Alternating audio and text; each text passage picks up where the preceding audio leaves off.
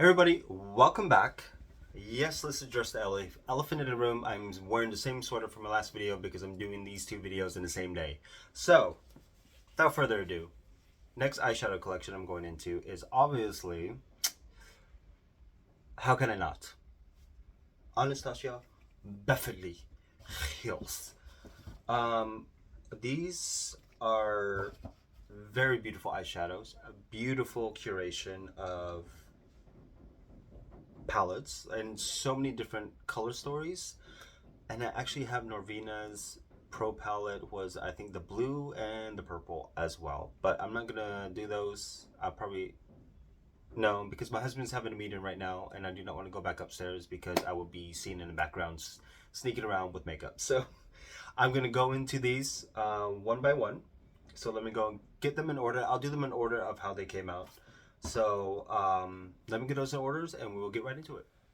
First and foremost, modern renaissance, classic, classic, classic, and still to this day a very beautiful eyeshadow palette.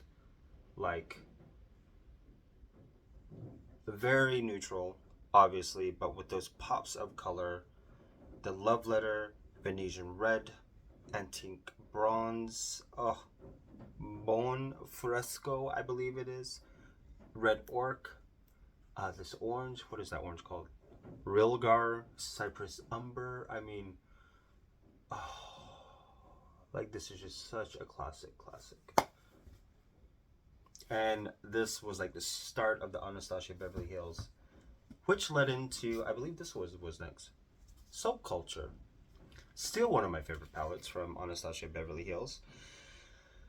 Was it Subculture? Yeah, Subculture was the big old thing that nobody could blend out. It was very muddy, very patchy, blah blah blah, because they said it was pigment or whatever. But Anastasia Beverly Hills is one of those brands where they came out with more artistry type of quality, so it's something you really have to work with. And these six here in this corner was the only reason why I bought this, because it was very retro, very reminded me of the 80s, very like it was just very retro to me, so I had to have it. And with this, what is this one called? Cube? Like this duochrome? Oh, such a, oh my god, even still now, it's still smooth. So smooth. Oh my god. Let's see what if it will show up. Huh. It's very faint. Very faint type of shadow. But this actually really gives, oh my god, that is actually beautiful. I don't know if you can really see it. Like right there. Could you? Oh, this is what we're gonna do. Like I still have the paper on it, for crying out loud. Put it all over the lid. Let's see what that does. Oh. Oh my god. Oh wow. Oh my god. Ooh. Okay. That one, it's okay. I'm glad I kept it. I'm glad I kept that one. That's a keeper. That is like a hint of a. Sorry, I'm like on my bed, but beautiful duochrome. Beautiful duochrome. After Subculture, we had Prism. The packaging alone, gorge. Gorge, gorge, gorge. And this one was just, I was so fascinated by, it was just such a beautiful color story, beautiful curation of colors. Like it was so different, with especially with this. But I love this one because of the green and also the gold. But you can't get away with a good black. Like the black in here really, Obsidian really made this palette like such an all inclusive, especially parallel with the brown, dark brown. Dimension Lucid was also such a beautiful color. Like I think it's more of that white gold type of thing. Let me see here. Ooh. Yep. Glad I kept this one too. So glad. And also Osiris is such a beautiful shade as well. Like these are just, ugh, and then your pops of like neutral types of mattes for transition. Eden is such a beautiful color. This one, and I believe Lore was also in Modern Renaissance. So here we go, the Prism palette. I need to play with these a lot more. Like, just start creating random looks. It's what I need to do. Just get out of my box. So after the Prism palette, like, I'm still really digging this. Oh, was the first Soft Glam. Did Soft Glam or was it the Sultry? Soft Glam came out first. And as you can tell, beautiful color story. You can really tell this color story started to become a lot more cohesive, and it was more for every day. This kind of reminds me a little bit more of like fall. The transition from summer to fall. The rose pink in here is beautiful. The mattes. This one had a lot more mattes than was it? No, this one had a little bit more mattes rather than a lot more of the metallics and satins. And this also was a great for everyday. Like these four over here alone, beautiful. Beautiful. That could be a quad on its own. Still a classic. Like, I personally have not touched this one yet, but my sister-in-laws have when they came to visit me when I was living in Vegas. But as you can tell, very neutral, but very everyday friendly. How can we not? Sultry, sultry, sultry, sultry, sultry was, oh, such a dream to have. Like, you have these four over here where you could do more of a cool, warm, neutral with the mattes. Of course, the black, the noir, you gotta have. And that silver to make it more cool. Then you have more of these bronzy, almost like a bronzy taupe type of bronzes going on in here. Like, it's just dystopian. The dystopian, I think? Yeah. The dark brown. I love me a good dark brown. Like, this is great for just an everyday. I just need to. After that was Norvina. This has gotten a little beaten up. But Norvina's palette was, actually, to be honest, it kind of reminds me a little bit of like a fairy tale bubblegum violet purple type of dream thing going on here. And I love it. I really do love it. I think this is very much great transition into more of like playing with color rather than having like pure purple, pure pigments, pure shiny, pure everything, because you still have your neutrals to keep everything tamed. And then you have your pops of color. And I think the only thing missing with this one was maybe like a deep dark purple, which would have made this palette like the ultimate Norvina palette. But of course she came out with her pro palettes, which was beautiful, but I do think this is still a beautiful palette. Of course, Barely Touch. Rose Gold, The Wild Child. Ugh. After the Norvina, I mean, talk about an amazing summer palette, to be honest. Oh, like these color stories are just so beautiful. This is one of those palettes for those people who love to just have that one and done type of thing going on. Like, yeah, I still have not touched this, and I want to touch this now. What do you want? What do I? Palermo. I think that one. This one, I do. I want to swatch that. I gotta touch it. Whew. And I think this one only. Oh, I took the stickers off the back, so I don't know what the grams are. Oh my gosh, that is a beautiful. Oh, oh wait. Where is? Here we go. Subculture, going into Cube. And let's see if it changes if I put that on top. Because that almost has like the type of, I mean, you really can't tell, but it did something. It definitely did do something with the cube on top. Oh yeah, it added a little bit more of that pink shift to it. Oh, that is beautiful.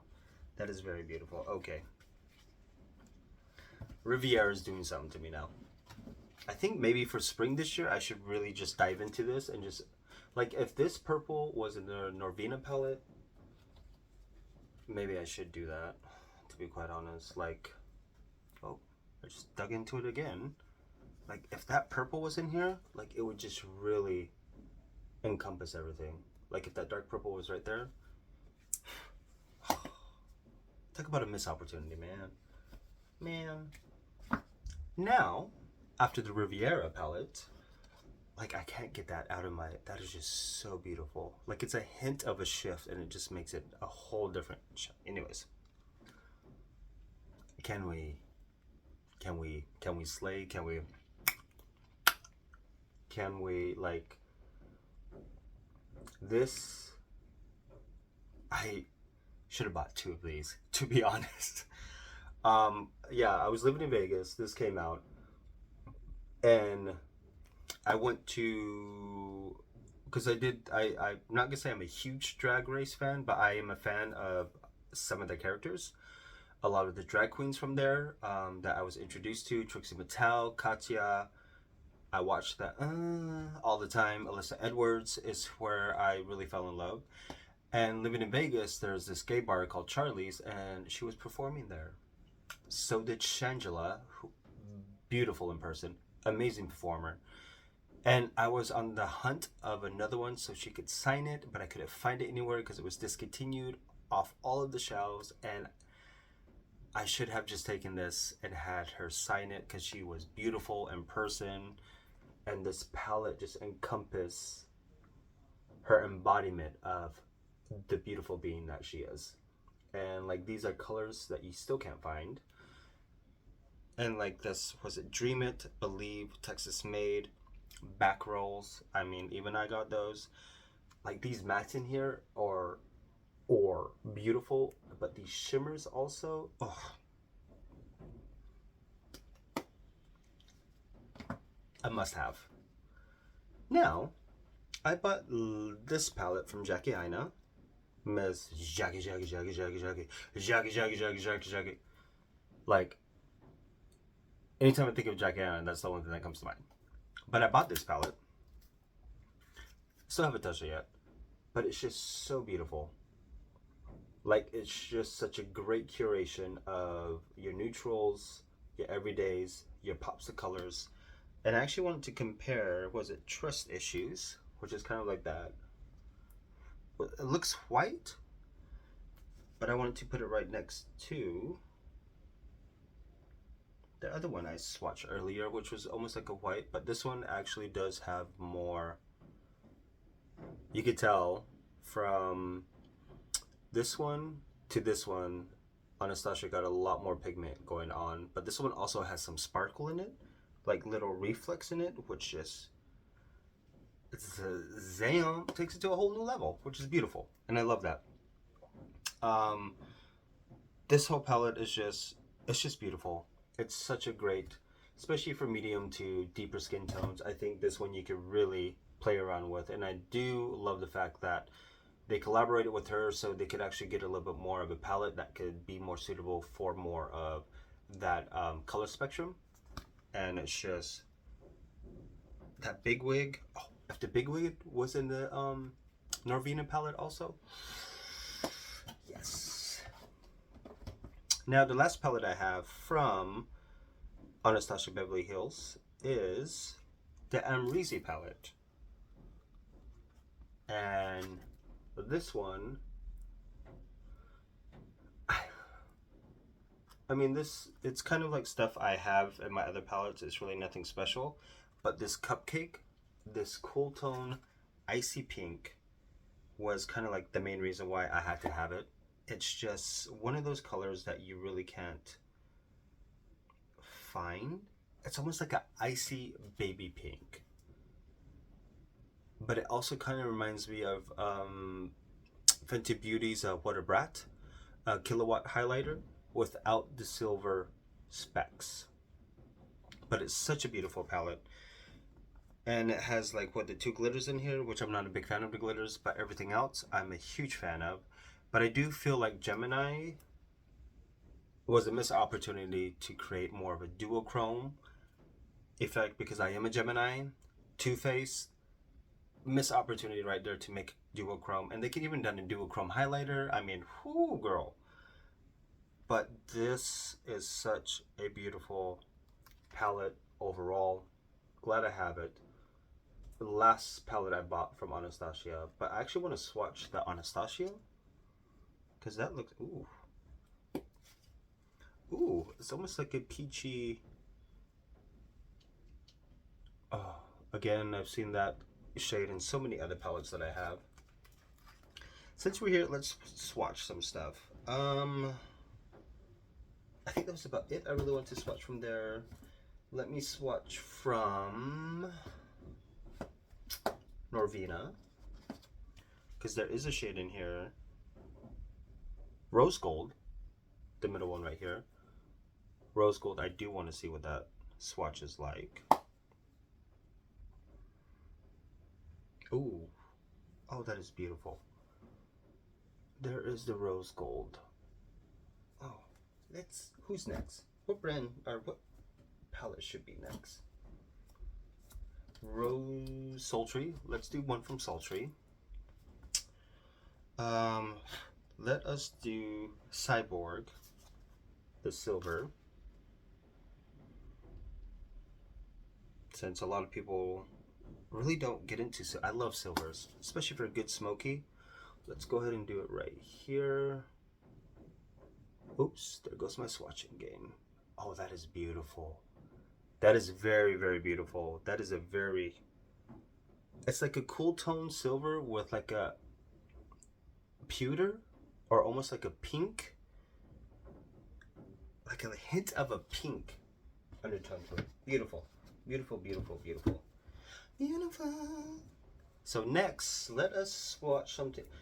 You know what? Let's do Jackie, because I have not touched this one at all. Besides Trust Issues, today was my first one. But I want to see what Zam looks like.